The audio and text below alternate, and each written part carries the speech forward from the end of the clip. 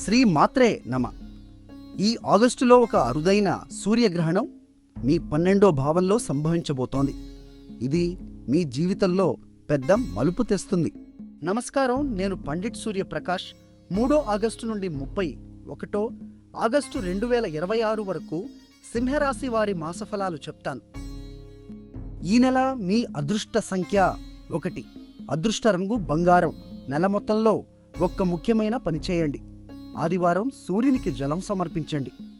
ఒక్క పని మాత్రం తప్పనిసరిగా మానుకోండి. గ్రహణ సమయంలో కొత్త పెట్టుబడులు వేయకండి. ఈ నెల మంత్రం ఓం సూర్యాయ నమః అని ప్రతిరోజు 11 సార్లు జపించండి. ఈ నెల అత్యంత ముఖ్యమైన ఖగోళ సంఘటన 12 ఆగస్టు నాడు జరిగే పూర్ణ సూర్యగ్రహణం.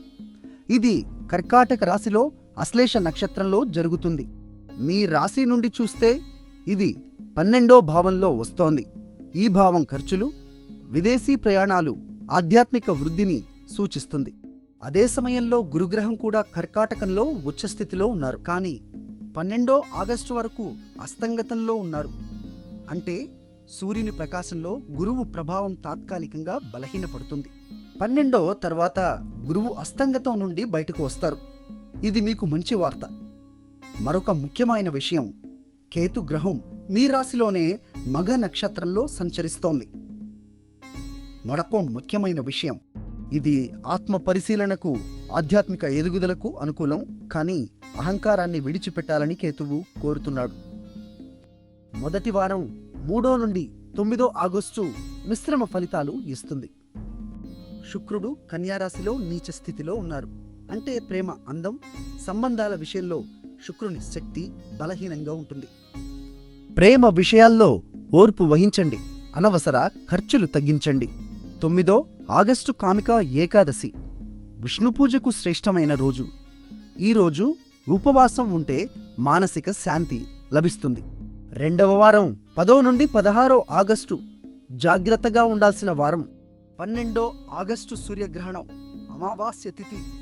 కొత్త పనులు ప్రారంభించకండి. పెద్ద ఆర్థిక నిర్ణయాలు వాయిదా వేయండి.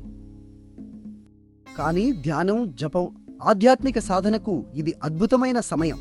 3వ వారం 17 నుండి 23 ఆగస్టు. ఈ నెలలో అత్యంత అనుకూలమైన వారం. 17 ఆగస్టు నాగపంచమి, సర్పదేవతల ఆరాధన రోజు. మీ ప్రతిష్ట పెరుగుతుంది. అదే రోజు సూర్యుడు సింహరాశిలో ప్రవేశిస్తారు. ఇది స్వగృహ ప్రవేశం. సూర్యుడు మీ రాశి అధిపతి. ఆయన తన సొంత రాశిలో ప్రవేశించడం మీ ఆత్మవిశ్వాసాన్ని, నాయకత్వ లక్షణాలను, ప్రతికృత లక్షణాలను, వృత్తిలో గుర్తింపు వస్తుంది. కెరీర్లో ముందడుగు వేయవచ్చు. 22 ఆగస్టు బుధుడు కూడా సింహరాశిలో ప్రవేశిస్తారు. బుధుడు వ్యాపారం, కమ్యూనికేషన్ గ్రహం. కాబట్టి మాటలలో, వ్యాపార చర్చలలో మీరు ప్రకాశిస్తారు.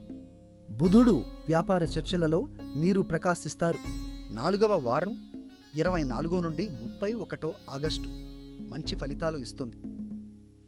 23 ఆగస్టు శ్రావణ పుత్రద ఏకాదశి. సంతానం కోరుకునే వారికి ఏకాదశి విశేషం. 28 ఆగస్టు శ్రావణ పూర్ణిమ, రాఖీ పున్నమి. కుటుంబ బంధాలు బలపడతాయి. ఆర్థికంగా లాభాలు వచ్చే అవకాశం వస్తాయి. ఆరోగ్యం విషయంలో నెల మొదటి అర్ధభాగంలో నిద్రలేమి, ఒత్తిడి రావచ్చు. గ్రహణ సమయంలో జీర్ణ సమస్యలు రాకుండా జాగ్రత్త వహించండి. 2వ అర్ధభాగంలో ఆరోగ్యం మెరుగుపడుతుంది. ఆర్థికంగా మొదటి 2 వారాలు ఖర్చులు ఎక్కువగా ఉంటాయి. కానీ 3వ వారం నుండి శనిగ్రహం మీన రాశిలో వక్రగతిలో ఉన్నారు. అంటే శని వెనక్కి తిరిగినట్లు కనిపిస్తాడు. ఇది మీ అష్టమ భావంలో ప్రభావం చూపిస్తుంది. అష్టమ భావం అనూహ్య మార్పులు, రహస్య విషయాలను సూచిస్తుంది. పాత బకాయిలు వసూలు కావచ్చు. కానీ ఊహించని ఖర్చులకు సిద్ధంగా ఉండండి. ఈ నెల మీకు ఏది ముఖ్యం? వృత్తి, డబ్బు, ప్రేమ, ఆరోగ్యం? కామెంట్లో చెప్పండి. వీడియో నచ్చితే లైక్ చేయండి. మీ వాళ్లకు షేర్ చేయండి. రోజువారీ ఫలాల కోసం సబ్స్క్రైబ్ చేయండి.